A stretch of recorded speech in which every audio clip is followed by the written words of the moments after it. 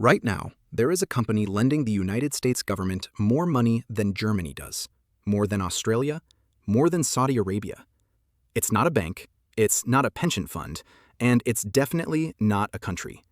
It's a crypto company. It's registered in El Salvador, it has never passed a full audit, and it employs fewer people than your local Costco. It's called Tether. And if you're wondering how a crypto company with roughly 150 employees became one of the 20 biggest holders of US government debt on the planet, well, that's exactly the story nobody's paying attention to. Because while half the internet argues about whether crypto is going to replace the dollar, crypto quietly became one of the biggest funders of the dollar's debt. And that flips everything. It changes what Washington wants from crypto.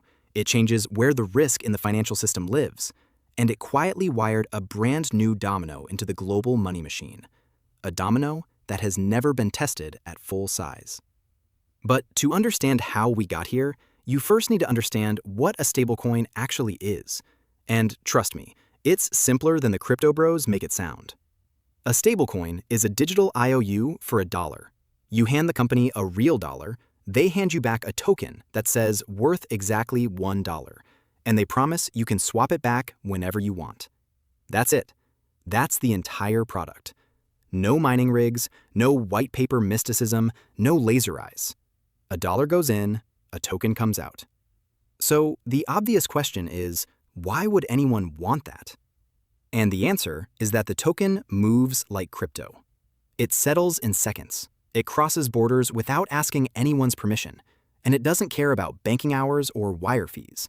And in countries where the local currency is actively melting, places like Argentina, Turkey, and Nigeria, a stablecoin is the closest thing to an American bank account most people can actually get. So the demand is real. There are roughly $300 billion of these tokens in circulation right now, and the number keeps climbing. And when most people hear a number like that, they scroll right past it. So to put it in perspective, that's more than the entire GDP of Finland, floating around the internet as tokens, issued by companies most of the people holding them couldn't name.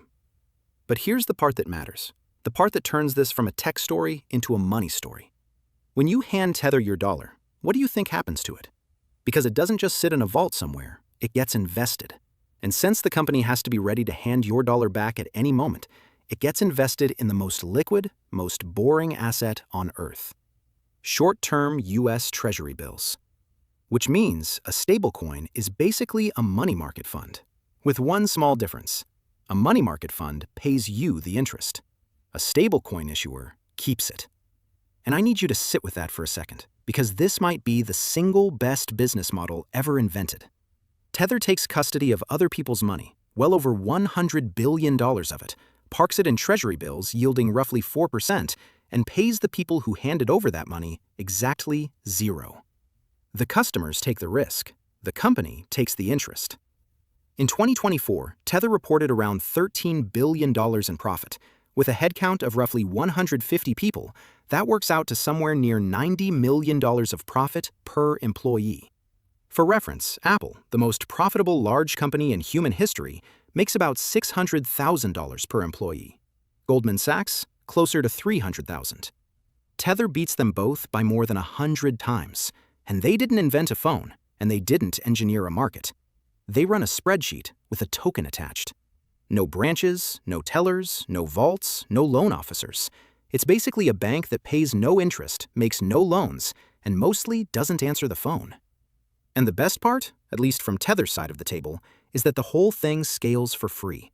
Every new user is just another row in the spreadsheet, and another treasury bill collecting interest that the user will never see. And normally, a business this good stays quiet on purpose. But Tether has a problem. The spreadsheet got so big, it showed up on the government's radar. Because somewhere along the way, this offshore crypto company accumulated more US treasuries than entire developed nations hold, more than Germany by its own numbers. And when you're a top 20 lender to the United States government, you stop being a curiosity. You become infrastructure. Which brings us to the part of the story where Washington completely changes its mind. Because for years, regulators treated stablecoins roughly the way you'd treat a crime scene. In 2021, the New York Attorney General fined Tether and banned it from doing business in the state entirely after finding it had misrepresented what was actually backing the token. The official line from bank regulators was that these things were a threat to financial stability. Then, in the summer of 2025, everything flipped. Congress passed the first federal stablecoin law, the Genius Act, and the White House signed it with a smile. That same summer, CRCL, the second biggest issuer in the industry, went public on the New York Stock Exchange, and the stock ripped so hard it became one of the hottest IPOs of the year. In the span of a few months, stablecoins went from crime scene to Wall Street darling. And buried inside that law is the one detail that explains everything. To be a licensed stablecoin issuer in America, your reserves must be held 1-to-1 in cash and short-term treasuries. It was sold as consumer protection, and honestly, it kind of is. But look at it from the Treasury Department's side of the table, because that same rule quietly turns every stablecoin issuer on Earth into a legally mandated buyer of US government debt. Every time someone in Buenos Aires or Lagos or Manila buys a digital dollar to escape their own currency, a little slice of the American deficit gets funded. The Treasury Secretary said the quiet part out loud, projecting that stablecoins could create over $2 trillion of new demand for treasuries within just a few years. Citi thinks the market could reach $3.7 trillion by 2030. And remember the timing here, because this is all happening at the exact moment the traditional buyers of American debt are backing away. Japan is bringing its capital home. China has been shrinking its treasury pile for a decade. Foreign central banks are quietly diversifying into gold. The US needs new hands at the auction, and it just found a few hundred million of them. Ordinary people all over the world who have no idea they're bidding. And that's the punchline history is going to remember. Crypto was invented after 2008, specifically to escape government money. 17 years later, its most successful product is a wrapper around government debt. The revolution didn't kill the dollar. It became the dollar's most loyal customer. Now, if a privately issued dollar backed by government bonds sounds like a brand new idea, I have some news. America already ran this exact experiment. Between the 1830s and the Civil War, there was no national currency. Private banks printed their own paper dollars, and those dollars were backed, by law in many states, by government bonds sitting in a vault. Sound familiar? And for a while, it worked. Then bond prices fell, confidence cracked, and those private dollars started trading at a discount depending on which bank's name was printed on them. Banks collapsed in waves and took their dollars to zero. The whole system ended in runs, and the federal government eventually took over the money printing business for good.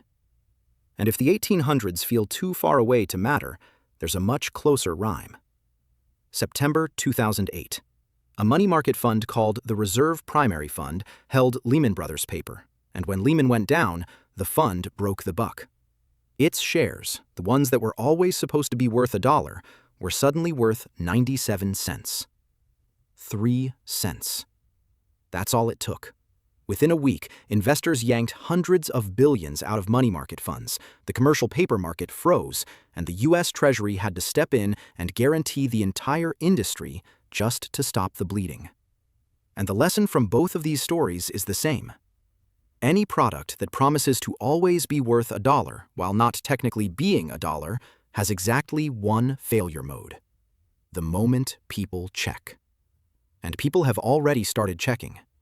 March 2023, Silicon Valley Bank collapses, and CRCL, the issuer of USDC, the second biggest stablecoin in the world, admits that $3.3 billion of its reserves are stuck inside the failed bank. Over a single weekend, the token that is always supposed to be worth $1 traded down to 87 cents. And what saved it? Not crypto. The government. The government. Regulators guaranteed every deposit at Silicon Valley Bank. CRCL got its money back on Monday morning, and the token snapped back to $1 like nothing happened. Which means the first stablecoin bailout has technically already happened. It just came disguised as a bank rescue. Now, to be fair, Tether has survived its own tests. During the crypto collapse of 2022, it processed more than $10 billion of redemptions in a couple of weeks and kept functioning. Credit where it's due. But Tether was a fraction of its current size back then, and the next test won't look like the last one. And remember when I said stablecoins quietly wired a brand new domino into the global money machine? This is where we find out what happens when it tips. So let's walk through what a real run actually looks like at the scale Washington is now cheering for. It starts with a rumor about the reserves. Real or fake doesn't matter. A screenshot goes viral, the token slips to 99 cents on some exchange, and suddenly 100 million people are checking their phones at the same time. Holders rush to redeem because the people who check first get dollars, and the people who check last get excuses. That's the math of every bank run in history, and it hasn't changed just because the bank is now an app. The issuer starts selling Treasury bills to raise cash. At today's size, the market absorbs it. But at $2 trillion, the size the Treasury Secretary is openly rooting for, you're describing a forced fire sale of hundreds of billions of dollars of the world's benchmark asset into a falling market inside a week. Bill yields spike, repo funding wobbles, money market funds holding the exact same paper start marking losses, and the panic jumps from crypto into the one market that anchors the price of everything else on Earth.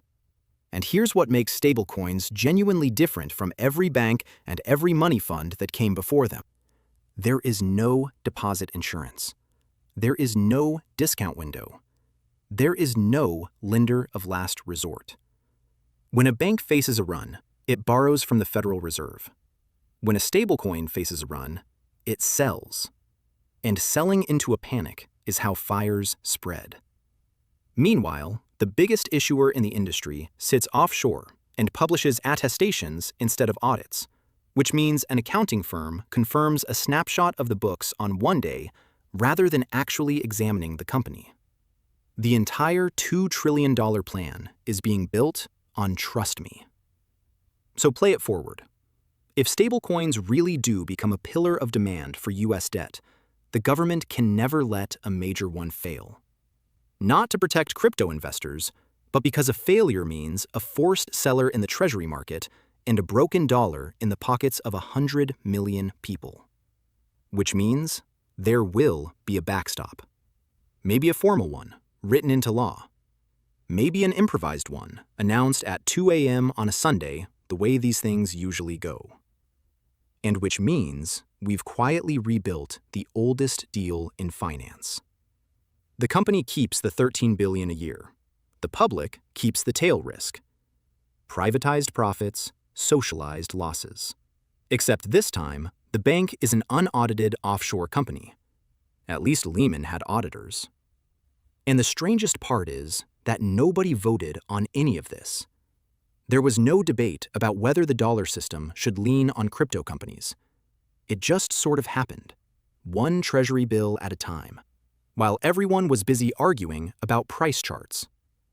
So the next time someone tells you stablecoins are the future of money, understand what that sentence actually means. It means the deficit found a new buyer. It means a private company found the greatest business model ever created. And it means the financial system found a brand new place to hide the risk. Because a stablecoin is stable the way a bank was stable in 1907, the way a money fund was stable in 2008. It's stable until people check. And eventually, people always check.